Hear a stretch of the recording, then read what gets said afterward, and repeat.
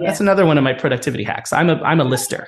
Some That's people don't good. love Yeah. lists. Yeah, I love lists. The thrill of putting the line through the thing hmm when you're done. I love that feeling.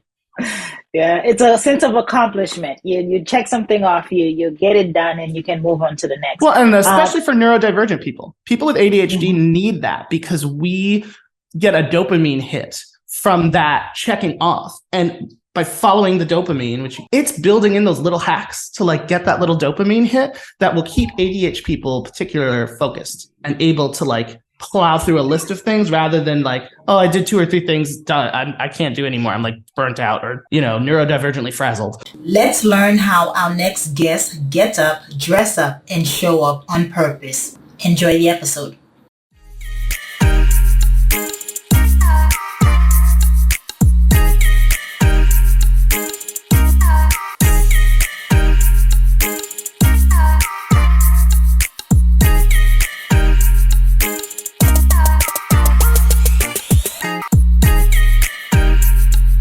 Hello, morning enthusiasts. Welcome to the Best Morning Routine Ever podcast. I am your host, Looney Lewis, and today I have the honor of introducing a very special guest to the show, Jonathan Joseph. He is the CEO and co-founder of Little Red Fashion, and it is the first fashion ed tech that publishes books that focuses on teaching kids about fashion and through fashion, which is pretty fascinating. So he is the author of the book, The Little Red Dress, and it's going to talk about fashion, how to really the lessons kids can learn through that. And so I'm not gonna say much more about it. I'm gonna let him do the work because I'm excited to have him on the show. So with no further ado, Jonathan, welcome to the show. Hello, Lunit. Thank you so much for having me, and good morning to your audience. I am fresh off my morning routine, which is an Yes. essential part of my existence, especially as a creative and a writer, juggling the creative and business sides of things. So very Yeah. glad we were able to talk. Thank you for the lovely introduction. The Little Red Dress is the first augmented reality children's book about fashion in history. So a number of the pages throughout the story of this simple red dress come to life through our augmented reality app and That teach is kids cool. additional things. Yeah, like fashion history, how looms and dyes work, gets into sort of like the STEM field side of fashion. For me, I just think fashion is a lens that touches every facet of what we do and who we are. And it has been, to this point, underutilized as a resource to teach and connect with kids.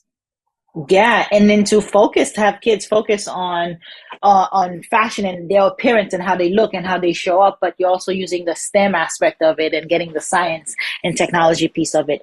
Tell me, how did that begin? What is your background?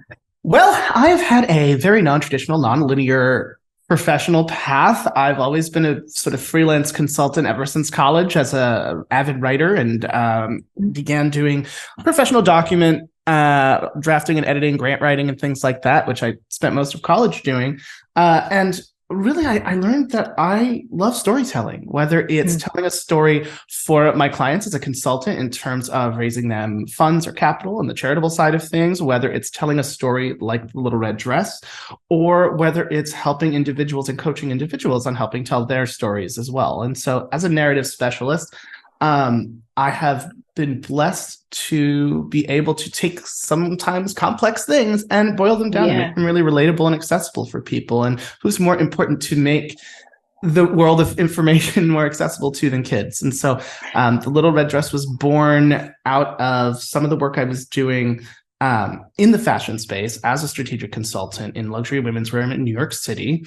And it was born in a workshop, in a studio. I was bantering back and forth with the client during Fashion Week one year.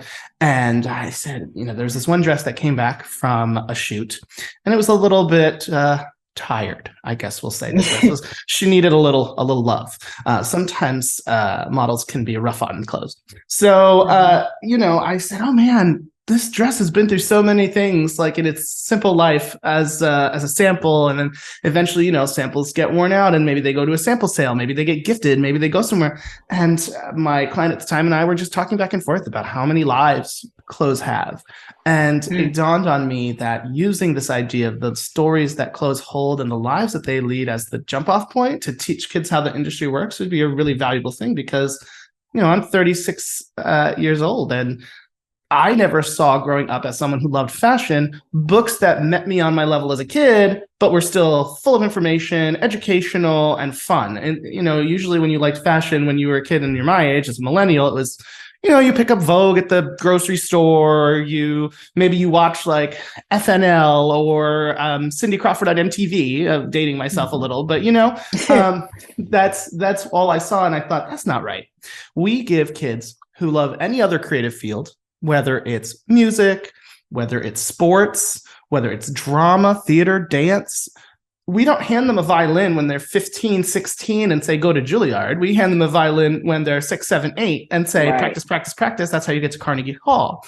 And I realized that we don't do that with fashion. And fashion is one of the only creative disciplines we kind of wall off from kids in a formal educational sense until they're in like high school and they say, oh, I might want to go to Parsons, or I might want to go to Central St. Martin, or whatever it is. And I don't think that's fair. And I don't think that's right. And so Little Red Fashion was born out of the desire to fill that resource gap for kids and educators. Yes, and that's great, because they're two different worlds. You're fundraising for nonprofits, probably for big corporations, and you probably do case for support, right? And I know case for support is when you're utilizing data to make a story, to showcase or the graphs, make it look pretty, essentially, to raise more money, to get more funders in the door. Oh, and yes. You just flip that over to actually working with kids, and so that's really, really fascinating. There's a lot of transferable skills between the two, and I think people don't often really sit and think about. And if I had one piece of advice for anyone listening who's like on the fence or pivoting or thinking about switching things up, make a list, like a T-chart, of the core skills you have in your current field and how they can translate into the field that you want to be in, and then find that entry position that'll get you in that space and go build from there. Yeah, that's right on. And for you, has fashion always been a dream of yours from like peewee age? Yes, absolutely. I often tell the story, and anyone who's listening who wants to read about it, you can go to thereal, THEREAL, jjoseph.com. I wrote about this. My entree into fashion actually came really as a result of my ataxic cerebral palsy. So I was born with ataxic CP. And for those of you who are unaware, it is the rarest form of cerebral palsy. It is caused just before or at birth due to lack of oxygen to the cerebellum in the brain, causing a lesion. For me, it messed mostly with my motor skills, depth perception, balance, and things like this. And so I had leg braces, AFO braces. Those in the disability community will be very familiar with AFO braces. Kids in the late 80s and 90s were not the kindest about the leg brace and eye patch and glasses kid. So definitely bullied, beat up, all that jazz a fair amount. And I wanted to turn this thing that was causing me so much frustration because of my peers into something that I could claim, something that I could own, something that I could be proud of in my own way. And so my mother had the bright idea to go and find me every color of like crazy, super long sock that you could find to like cover them, because this was back before now you can get AFO braces with like Marvel characters on them and like all sorts of cool stuff. I would have totally had Batman AFOs if they had that when I was a kid. Unfortunately, they didn't, but the bright side is it's what got me into fashion, going and sourcing all these different socks, running through the garment district in New York City with my mom, trying to find other people that had different colors or matching outfits to socks. If I found a pair of socks that I didn't have necessarily an outfit to go to, if I really liked the color, I've always been very color driven. My mom would say, okay, we'll find an outfit. And she was a knitter. So she'd be like, oh, I can make a sweater that matches those socks or whatever it is. And it was that early experience of sourcing and hunting and finding and building outfits around something that was like almost like an armor for me to protect me from this bullying and harassment and all these things. And so that was my earliest experience with fashion that was empowering. And it just sort of went from there. I was always very like Matilda-esque as a kid in terms of just finding books, putting them in front of me. And so I was reading everything I could in the library about fashion and looking through old magazines and things like that. So that was really, to answer your question, yeah, it's always been a thing. Fashion has always been my love, And it's funny, I didn't start consulting in it until later, until after I'd been consulting in, charitable operations, fundraising management, and advising startups in food service and other things. And so it was a long time coming, and now I am here. Yeah, that's the thing with purpose, and it drives you. Like you always come back to it. It's like home. Regardless of the journey that you take to get to it, it always feels like home. And thank you for sharing that. That is a sublime story. I really enjoy listening to that. So now you're doing the same thing, like with you finding the best ways to help kids with ADHD right now, right? So let's talk about that, because again, that purpose is still like expanding. It's all encompassing, and it grows. It's like the Blob, like that horror movie where the blob just gets bigger and bigger and bigger. That's how I feel with everything we're doing. As someone, I have ADHD. My co-founder has ADD and dyslexia. I'm very sensitive to the needs of neurodivergent kids. That's part of the reason I'm so passionate about augmented reality. Mm-hmm. If you look at the work that some of these big publishers are doing in AR, I didn't like it. We spoke to booksellers before diving down the AR path, and a lot of them are very frustrated because they felt like they were pushing these like gimmicks, right? Where Thomas the Tank Engine goes across your dining room table and Iron Man flies around. Who cares? Yeah. Ultimately, who cares, right? It's cool to have an entertaining gimmick, okay, but like charging someone the cost of an AR enhanced book for a gimmick is ridiculous to me, especially in this economy. But more importantly, it's a waste. Augmented reality gives us the potential to take a story and all of the other tangential and interrelated resource information bits that are related to it can be shared with the audience without distracting from the story, and they can interact with those at their own pace. And especially for neurodivergent kids, especially for kids with ADHD, especially the hyperactive, like who literally like can't sit still, because that was me as a kid. You're able to take your phone and let's say this is the book, it's a 3D object in space, and go around the runway and walk around and move. Being able to move and read and learn in that sort of freeform way is really important for neurodivergent kids. I've been having conversations like this with our colleagues at the organization Eye to Eye, for example, that works with learning differences between peer groups. So they have students that are in middle school who are paired with high school students that have similar learning differences, and they have a peer-to-peer mentorship program. And we're hopefully in 2023 going to be rolling out a really fun fashion-related project with them. I'm very proud of the work that I've already done with them, but we're always looking to improve, of course. That is exciting. You have a lot of things brewing to make that happen. I like the mentorship aspect of it. So is that one way that you're helping those with learning differences make a difference in their own lives? Absolutely. Absolutely. By making information democratized and accessible across a variety of formats, it is really important. In a few hours, I'll actually be recording our first episode for season 3 of our podcast, Little Red Village, where I'll be interviewing Fern Malice, the creator of New York Fashion Week, former executive director of the CFDA, and really diving into that. We created the podcast because we felt it was very important in breaking down barriers to entry in the industry for all kids, not just those who are neurodivergent, but all kids, and hearing straight from the horse's mouth across a variety of career paths, how they got their start, why they did what they're doing, what advice they have to young people now for today's fashion world versus that of 30, 40, 50 years ago. The fashion landscape, even pre-COVID versus post-COVID, is so radically different.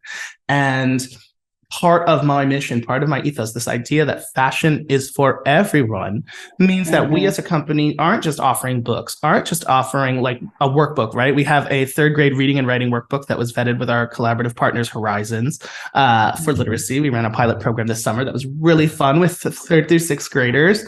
And out of that came our first 3rd grade workbook, which is really exciting. And we'll be building up more of those for 4th, 5th, 6th, etc., that focus on reading, writing, and literacy, and eventually STEM as well. So, making fashion-themed educational resources accessible was also important, because the fact is kids today have 5 billion things begging for their attention, and they are happy to be distracted by whatever it is. And the thing that really bothered me is that fashion is something a lot of these kids are very interested in, whether they're flipping Jordans or, or looking to, tie-dye their own clothes or spend 5 minutes on TikTok. Gen Z and Gen Alpha love fashion in a way that previous generations just don't or didn't as much. And they interact with it in a much more direct way where they're looking to learn how to sew. They're looking to learn how to embroider. They're looking to learn how to upcycle. And so meeting those needs is also very important, whether it's, again, through the podcast, through collaborations for content that we're going to be working on in 2023.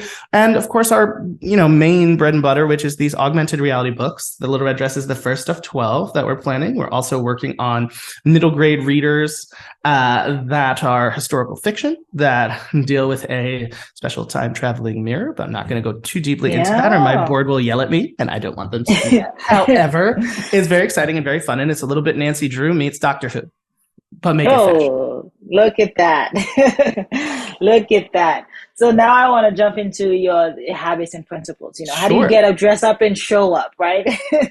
Sure, absolutely. As someone who's neurodivergent, routine is very important for me. The paradox of ADHD is that we need structure, but we are so natively bad at it because of our ADHD. And so for me, many years ago, after my mother passed away, I discovered Buddhism and meditation and mindfulness. And I have been a Buddhist since then. And I find starting off my morning with a daily constitutional, a walk. I call it my constitutional. I just think it sounds nice. Anytime I take a walk, I call it a constitutional. It's a phrase my mom would use when we would go and walk. So I keep that torch going. So I do my morning walk. I prepare my French press before I go out so that by the time I get back, my coffee is the exact temperature that I like to drink it at. And then I go about making my breakfast and starting my day. I am an early riser by nature. I was not always this way, actually. I was definitely not a morning person for the majority of my 20s. And then somewhere around 28, 29, I just started, my body wouldn't sleep past a certain point. My body said, nope, you're going to be a morning person now. And and ever since then, I have been. Even with jet lag and things like that, until my recent move to Los Angeles, I was bi-coastal going back and forth. And so jet lag was the thing. But even then, I wake up at 5 on the dot, regardless of what coast I'm on. You are. Yeah, my body just does it. So for me, I found that that's a nice sweet spot that is organic to my body. I'm very big on sort of being intuitive with my body. It's very common, I think, for people with ADHD to have a bit of a disconnect between mind and body because there's so much going on up here that it's hard to tune in here. And mindfulness and meditation are a big part of that. I consider my constitutional a form of walking meditation, which is something that Buddhist monks talk about quite a lot in various suttas, the benefits of that. And so I'm a big proponent of the morning walk. It also gives me time to have my coffee be exactly the temperature I like. That's important. That's right. A morning French press is my morning French press is a key part of the morning. If it's not coffee, it's tea. Just standard Persian tea. And other than that, my morning routine, I make breakfast and then I jump into my work day. I tend to break up my work day into 30 to 45 minute increments. And in between them, I stretch, I go walk around. I've been working from home since well before COVID. So I've gotten sort of into a flow on that front as well. And for me, I find that as a creative, it just gives me the space to hash out my tasks for the day in a way that is intuitive. Some days, it's harder than others. And some days you get distracted by something you weren't expecting. But having an overflow list where the things I don't get to just go on the overflow list, which is the top of the next morning's list. So there you go. That's another one of my productivity hacks. I'm a lister. Some people don't like lists. Yeah, I love lists. The thrill of putting the line through the thing when you're done. I love that feeling. Yeah, it's a sense of accomplishment. You check something off, you get it done, and you can move on to the next. Well, and especially for neurodivergent people. People with ADHD need that because we get a dopamine hit from that checking off. And by following the dopamine, which I encourage your listeners to Google, there's some great content creators on TikTok and Instagram that talk about following the dopamine if you have ADHD. It's building in those little hacks to get that little dopamine hit that will keep ADHD people particularly focused and able to plow through a list of things rather than like, oh, I did 2 or 3 things, done. I can't do anymore. I'm like burnt out or, neurodivergently frazzled. Yeah. That's awesome. Yeah, no, I'm all about a list as well. It does just feel super rewarding. With your morning routine, I like that you're getting up and moving first thing in the morning, right? Giving you more energy, letting your body know that, well, it's time to get going. And the walking meditation, that's really good. So you're just kind of quiet, listening to something. How's your walking It meditation? depends. Sometimes I'm in absolute silence. Often what I do is I have my noise canceling headphones, not these, and I won't have anything on, but I'll have the noise canceling feature on so I don't hear much of the outside. But if someone, like for safety reasons, I can still hear if someone like comes up behind me or something, because you never know. And for me, it's really important some days, if I'm feeling like I need a little more focus, I'll put on some mantras, something like that. For those of you listening, mantra, a little linguistic moment. I can't help it. This is the word nerd in me, but mantra comes from the Sanskrit word mun, or mind, and then tra is the verb form of trayete, which means to protect. So a mantra is a mind protector. The purpose of a mantra is to protect and train the mind. And so there's a couple that I use. One that I particularly love is the Medicine Buddha mantra. As someone with a disability, this sort of gently making friends with my body, as particularly my legs, every morning is very important to me. And it helps me just take care of myself. And on days, for example, where I know I'm going to be in a situation where I'm talking about current events or something, maybe I'll throw on a podcast. I'm a big podcast listener. So sometimes my constitutional involves, listening to one of my podcasts, whether it's 99% Invisible, The Economist, whatever it is.